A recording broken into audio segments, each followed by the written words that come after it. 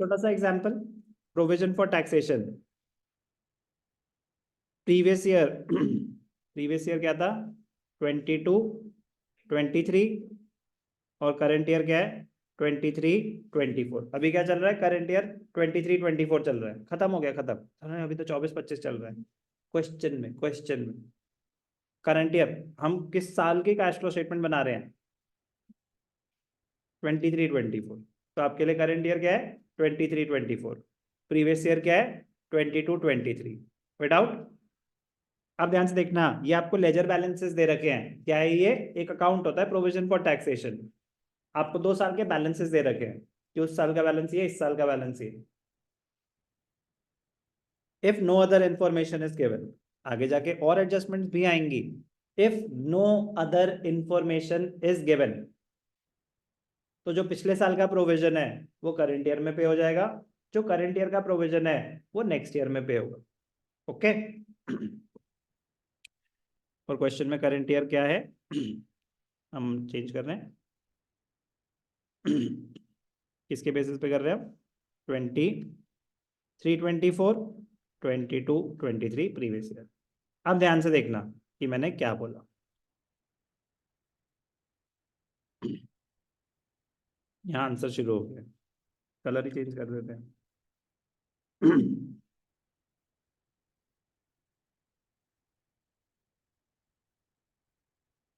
अब आपके सामने 2 फिगर्स हैं, प्रीवियस ईयर बैलेंस, एक current year balance.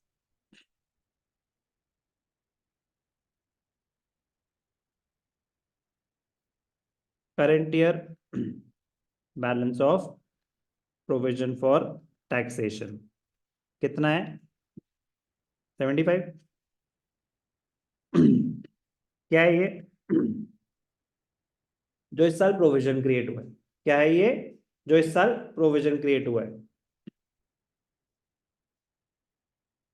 this amount this amount will be paid in 2024-25। yes or no? yes or no? तो ये क्या एंट्री पास हुई होगी 23-24 में? बस आपकी अंडरस्टैंडिंग के लिए है, तो वैसे विजुलाइज करना है माइंड में। Statement of PNL to provision for tax, ये एंट्री पास हुई होगी। यस और नो? अगर इतना प्रोविजन है तो यही एंट्री पास हुई होगी। This amount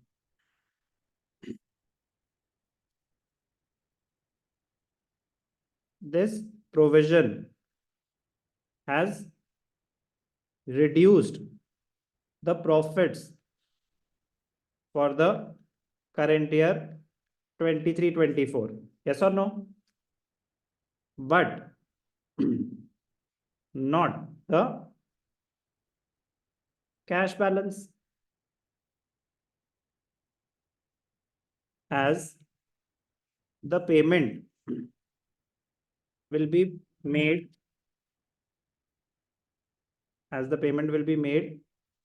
in the financial year 24-25। yes or no? तो इसने मेरे प्रॉफिट्स को तो रिड्यूस कर दिया है बट मेरे कैश बैलेंस को नहीं। therefore while preparing cash flow statement, current year provision for tax is added। हम ये कैलकुलेट करना चाहते हैं कि हमारा कैश फ्रॉम ऑपरेटिंग एक्टिविटीज कितना है। कह रहा मेरा कुछ प्रॉफिट है 10 लाख रुपए प्रॉफिट है, मैंने 3 लाख का ना टैक्स का प्रोविजन क्रिएट किया हुआ है, तो 10 लाख का फाइनल प्रॉफिट है, प्रॉफिट आफ्टर टैक्स, और 3 लाख का ना प्रोविजन क्रिएट किया हुआ है। वो पैसे दिए क्या अभी मैंने कहीं? जो करंट ईयर प्रोविजन है वो पैसे तो दिए नहीं, वो कैश तो मेरे पास पड़ा हुआ है ना। तो मैं जानना चाहता हूँ कि इस साल मेरे पास कैश आया कितना, नेट इनफ्लो कितने हुए, नेट पोजीशन क्या है।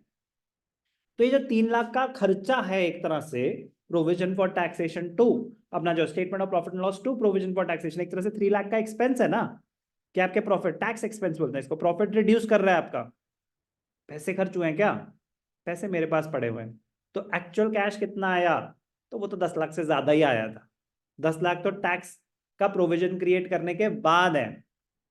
तो अगर 3 लाख का टैक्स प्रोविजन क्रिएट हुआ है तो टैक्स प्रोविजन से पहले कितने रहे होंगे, ऐड बैक कर दो जो भी प्रोविजन है। तो ये तो एक है, 3 लाख ऐड कर दो।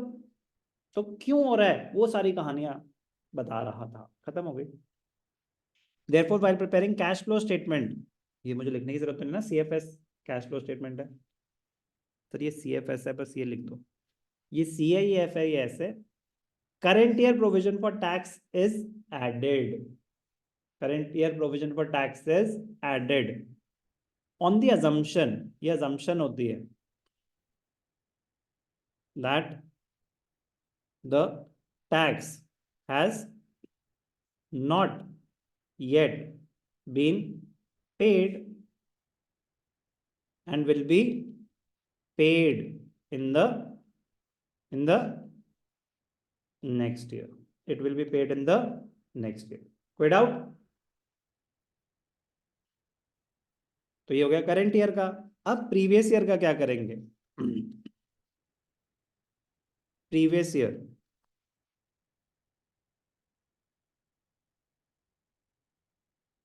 Provision for taxation of rupees 50,000. Previous year 50,000. This amount will be paid in the current year 24, thereby reducing the cash or bank balance, thereby reducing the cash or bank balance, thereby reducing the cash or bank balance of the current year. Payment हो रही है ना, provision for tax to bank,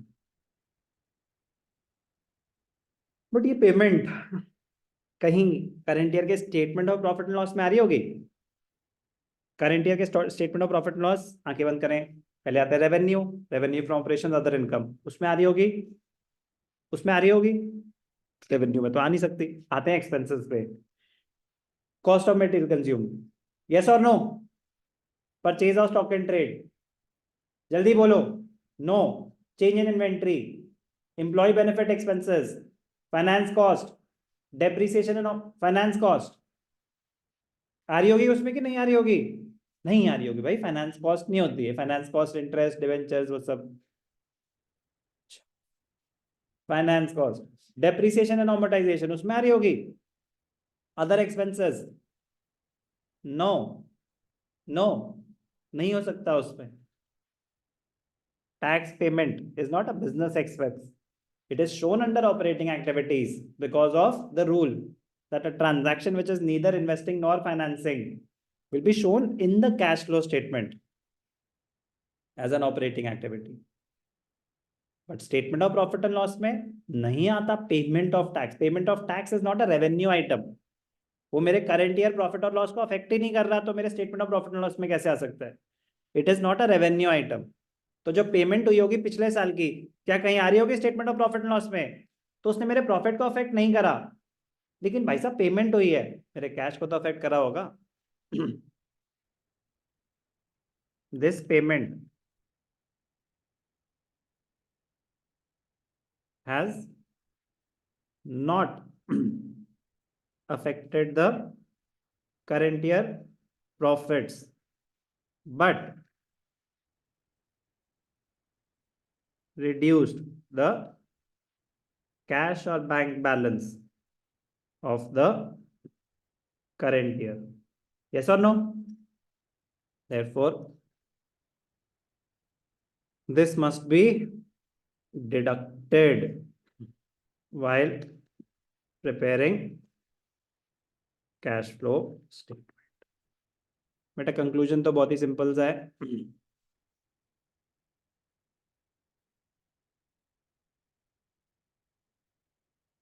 current year provision for tax का क्या करते हैं? Add back करते हैं। प्रीवियस ईयर का जो बैलेंस है प्रोविजन फॉर टैक्स क्या करते हैं, इट इज डिडक्टेड। किसमें, वो कैश फ्लो स्टेटमेंट देख के आपको ज्यादा समझ आएगा। अभी बस ये समझा कि वो एड बैक हो रहा है, वो डिडक्ट हो रहा है, किसमें से, तो यार अभी आएगा ना, सारा प्रॉफिट्स में से ही हो रहा होता है, बट मैं कह रहा हूँ कि तो लेटेस्ट में तो फॉर्मेट का पार्ट। क्यों ऐड बैक हुआ, क्यों ऐड बैक हुआ प्रोविजन, क्योंकि उसने मेरे प्रॉफिट्स को तो रिड्यूस करा था, पेमेंट नहीं हुई है, मुझे कैश के पॉइंट ऑफ व्यू से बात करनी है, कैश तो मेरे पास ही पड़ा है ना वो, चलो भाई साहब ऐड बैक करो, तभी पता चलेगा कि कितना कैश है मेरे पास। और जो पिछले साल का टैक्स पे करा है वो तो कहीं दिख नहीं रहा, मेरे प्रॉफिट्स में से अभी एडजस्टेड नहीं है, लेकिन पैसे तो गए, मुझे तो ये देखना है कि मेरे पास पैसा कितना पड़ा हुआ है, तो वो आप माइनस करो। तो अभी हमने प्रोविजन फॉर टैक्सेशन की एक बेसिक ट्रीटमेंट अंडरस्टैंड करी है। इसकी आगे वेरिएशन हो सकती हैं कि जब हमें बता रखा हो कि कितना टैक्स पे किया, कितना प्रोविजन, वो आगे की बात है। फिर आगे कितनी बातें हैं, बहुत सारे, बहुत सारे। ठीक है ना, तभी मैं कह रहा हूँ कि पैरेलल रिवीजन चलती रहनी चाहिए। कैश फ्लो स्टेटमेंट बस उसमें ऐड होता जाना चाहिए कि जब हम 72 पे पहुंच गए, अब हम 73 पे पहुंच गए, अब हम 74 पे पहुंच गए, 80 में से बात हो रही है, 100 में से नहीं।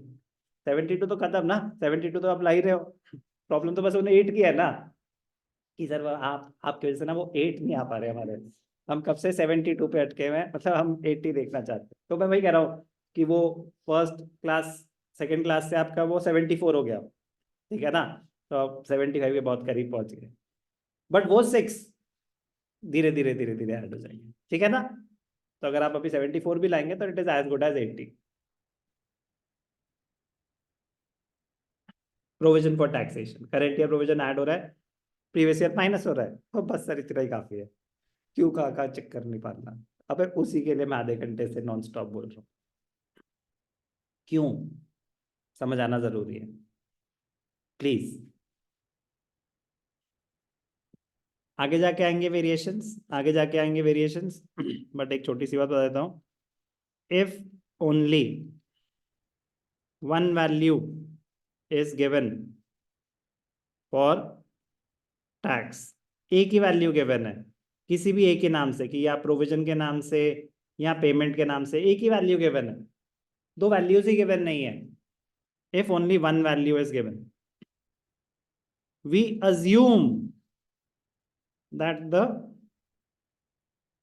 सेम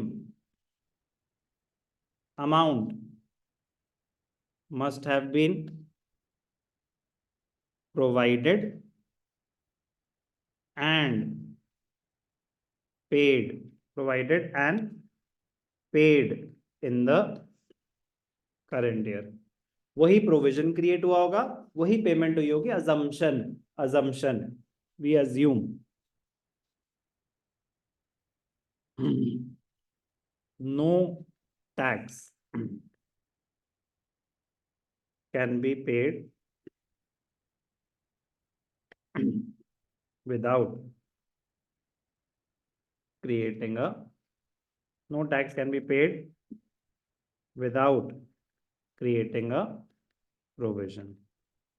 कह रहे बिना प्रोविजन क्रिएट करे कोई टैक्स ही पे नहीं हो सकता। तो अगर एक ही फिगर है ना, एक ही फिगर है कि tax paid was 50,000 during the year, कुछ और मेंशन ही नहीं है, तो वही प्रोविजन क्रिएट हुआ होगा, तो वही एड बैक होगा, वही माइनस होगा, आगे की बात है। बट क्योंकि आएगी ना आगे, तो मैं आपको बता रहा हूँ कि यहाँ पे तो मैंने क्वेश्चन में आपको दो फिगर्स दिए ना, प्रीवियस ईयर अलग से दिया, करंट ईयर अलग से दिया, तो वो ट्रीटमेंट बता सकता हूँ।